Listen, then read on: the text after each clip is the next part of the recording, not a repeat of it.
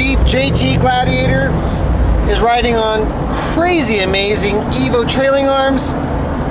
I can honestly say that it's reached a level of performance I never thought possible.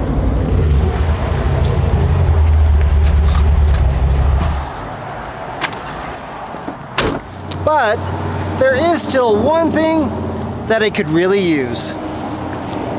Driving hard and fast across big ass whoops is one thing, but when you've got a factory 3.6 pushing 1-ton axles and 42-inch tires, it can take a bit to get to bombing speed.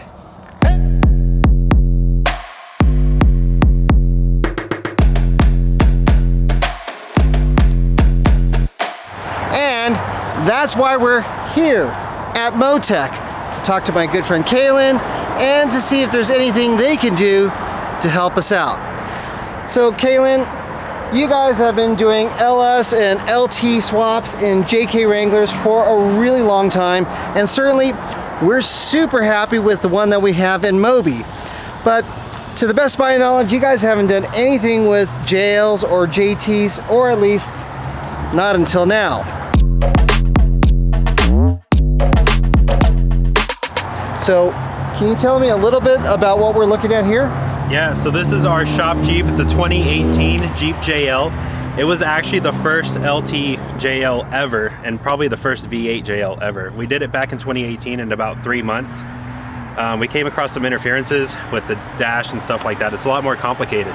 So in terms of mechanical stuff, it's much easier than the JK. It dropped right in, but it's that dash stuff that got us, and that's why we're starting to get back up into it, and that's what's happening. So what kind of a motor is under the hood on this thing? So this thing actually has a 5.3 with an 8-speed, so an 8L90. We dress it up so it looks like an LT1, which is actually what we do on anything. So anything with the truck intake, we put the LT1 intake for clearance problems.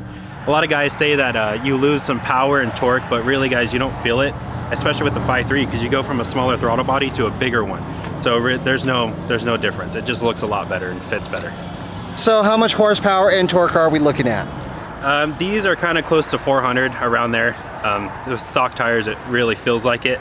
On a heavier Jeep though, the 6.2 is much peppier, and 6.2 is making about 460, but really they feel about 500. GM is known for kind of scrunching their numbers down. So what would you say is the benefit of an LT versus something like a HEMI? Are there any added benefits to it?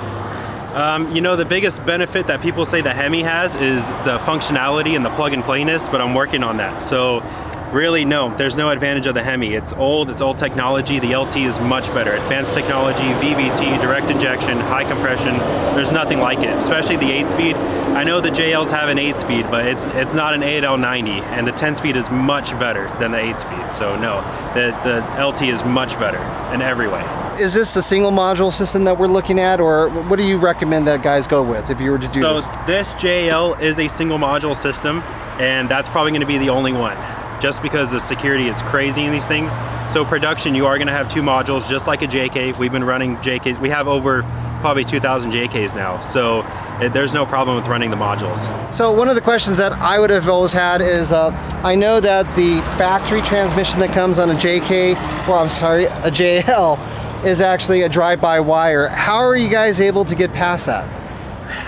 So that was one of the challenges. It wasn't that bad. We got an electronic shifter, so it's mounted under the Jeep. You can even put it in the inside under the back seat or something, but it's under the frame rail right now. And basically it's got a cable that goes to the transmission, and you program it, and we got it to talk to the Jeep shifter. So when you put it in reverse, it shifts and everything like that. So it's an electronic shifter now, cable. Awesome. So if anything were ever to go wrong, is there any kind of a manual bypass to it that we could use, or? It's actually been really reliable. But under the dash, we're gonna have a spot to put the factory shift buttons that it came with. So for any reason, if the Jeep side ever did have a meltdown or whatever, you just simply unplug our system, plug that back in, and then you just reuse that push button start. Or the push button shifters. So here's a question that I really want to know. Auto stop start. Do I have to deal with that on this thing? No, that's all gone. As I don't know how many of you guys know, but the L84 and the L87, which replaced, it's the new LT. So it replaced the L83 or the L86 like in Moby. that does have stop start, and it has what's called dynamic fuel management, where it goes down to 2-cylinder mode. Those, I don't think we're gonna use those either. If we do, it's probably gonna be for like a California executive order build, which we have in the works, but for a standard build, no, we're not gonna use those. So another question that I would have is, do you need to upgrade the transfer case to something like an Atlas, or can you just use a factory Jeep transfer case with it all made up? So these, we're actually using the same transfer case like in a J case, so a 241J, 07 to 11 non-Rubicon. But yeah, we will support the Atlas 100%. On a 6.2, you'll be fine. It really depends how you drive. If you drive like a drag racer and you're out in the rocks, you should probably get an Atlas. But if you're driving around town, you're calm and you only get on it every now and then, you're gonna be fine with the 241J. They're really strong. We have, again, thousands of them out there. Very few failures. So looking under the hood, this is a beautiful package, at least in my opinion. I love all the covers on it, the Corvette covers on it. Is there anything else on here that I should be looking at that might be of importance? There is. If you guys know of other conversions out there, you know that they actually take the LT throttle body, they usually add some kind of adapter spacer thing that changes the pattern of it, and they actually put a HEMI throttle body on there, and then they actually change the coil pack too, and they take it and basically they dumb it down. So they take it from direct injection, VVT, high compression, everything that makes it an LT, and they turn it back into an LS, but really it's like a HEMI, because they put the HEMI crankshaft, they turn it into a HEMI firing order, and they put all HEMI parts all over it. So they put it back to port injection. This is not that case. This is a true LT with a true AL90 GM transmission. As most of you guys know, the Jeep JL has factory electric power steering, and the LT was actually designed for that. So this accessory drive is straight out of a Silverado. We didn't even need to modify it because the pump is not there. On a PSC, we do have support for that, so that's no issue at all. This is our intake tube. That's actually our EO numbers right there. Like I said, this was supposed to be going to California, but we decided not to. That is your factory Jeep antifreeze coolant overflow. So there's your radiator cap. We didn't touch that. On most builds, you're gonna get away with the factory Jeep radiator. We actually find it sufficient. We took this Jeep out and ran it really hard, and it ran cool around 200s. And most of you guys know that these things can run 220s no problem. So very different than the Pentastars. But we're running this. We are gonna have an upgraded radiator option for LT4s or heavier Jeeps and stuff like that. This is actually the Jeep Pentastar, JL Pentastar fan. Moby had one for a little bit. They're really good fans. They're just really bulky. So the Camaro fan is much thinner, so we might do that in production. But this Jeep runs really good, and that's why we switched the Camaro fans too. It just fits a lot better. We also have our factory GM E92 controller. That's untouched, it's unlocked. We don't lock those in any way. It's a factory OS operating system. We have our Jeep brake booster, so we don't really need to mess with that. And then we have our GM 8090 TCM over there. That's our fuse box. That's a Busman, that's an older style. Again, this Jeep was done in 2018. So now we have plug and play PDCs that plug right into the harness that make it plug and play, and they got a bunch of fuses and it's all labeled. Another thing, because this is a single module, this is our Jeep connector right here for the PCM, which is now gone. So again, that's only on this Jeep. Production's gonna have the Jeep computer back right here. So, now for the big question, can I drive it? Yeah, have fun, my friend. Thank you.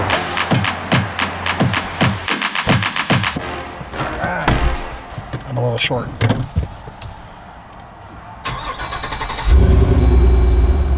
That sounds great.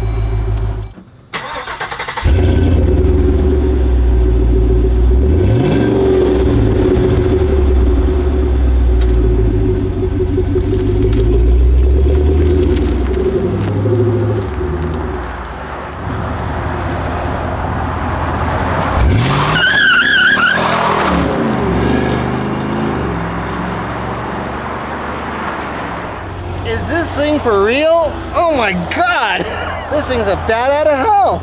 I had to let off the gas. I couldn't even give it full throttle. It was like totally lost the rear end. It's amazing. Honest to God, this thing would give our 392 a total run for its money. It feels crazy good. 20 miles per gallon on the highway, if not more. I'm seriously impressed. That's no lie.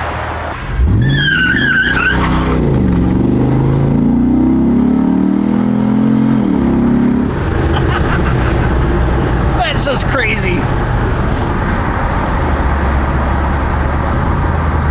I can't believe, that wasn't even flooring it. It just, man, I broke the tires loose just coming off the line right there. It's just insane. This thing is crazy. Hang on. Let's try to do it again straight though.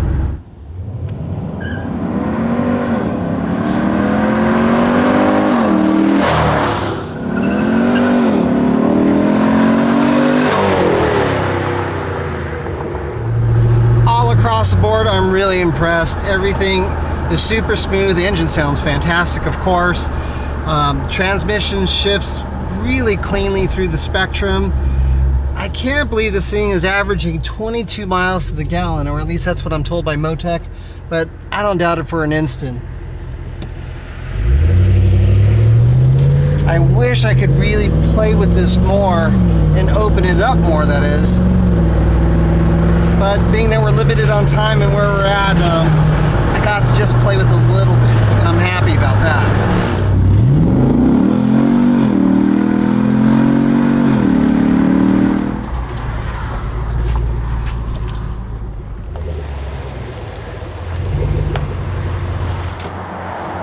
That was nothing short of amazing. Exactly what I think we need to complete our Jeep JT Gladiator. So? Sign me up. Yeah. When can it happen? What are we talking about in terms of time frame? Well, your Gladiator is going to be my first JT. I'm hoping whenever you're done testing your suspension and stuff, honestly. Okay. In terms of, for you guys out there that want one, we're taking names on the list. We're not taking any deposits yet, but we're probably looking at mid next year to start doing them. So we're so busy with JKs, as you can see, that's what's holding us back right now. But yeah, next year. Awesome. I've been waiting for this for a long time. Obviously, with our JT being the way it is, in need of real power. A 5.3, is that what you would recommend for our Gladiator, or what do you think? In your case, no. Your Gladiator's on 42s, it's heavy. Your Gladiator's heavy. I think that you should either do an LT1 or an LT4. Okay. So I think we might do an LT4 10-speed. So for the guys who have no clue what a GM motor is, can you explain to us what an LT4 comes with, what it's all about? The LT1 is what came in the Corvettes, Camaros, the performance cars. And then for the really performance cars like the ZR1 and stuff like that, Z06 is the LT4. So that motor is rated at 650 horsepower, 650 foot-pounds of torque. It's supercharged, so you got to add some intercoolers and stuff, but it's a sick motor. That is what I think we need. Thank you so much. I really appreciate your time. I appreciate you guys stopping by. Awesome. For those of you who want to learn more about Motech, motor swaps, V8 engines, and more, be sure to check out their YouTube channel at Wrangler JKLS. Robbie, the owner of Motech, posts up a ton of super informative videos, and I always find that I learn a whole lot from them.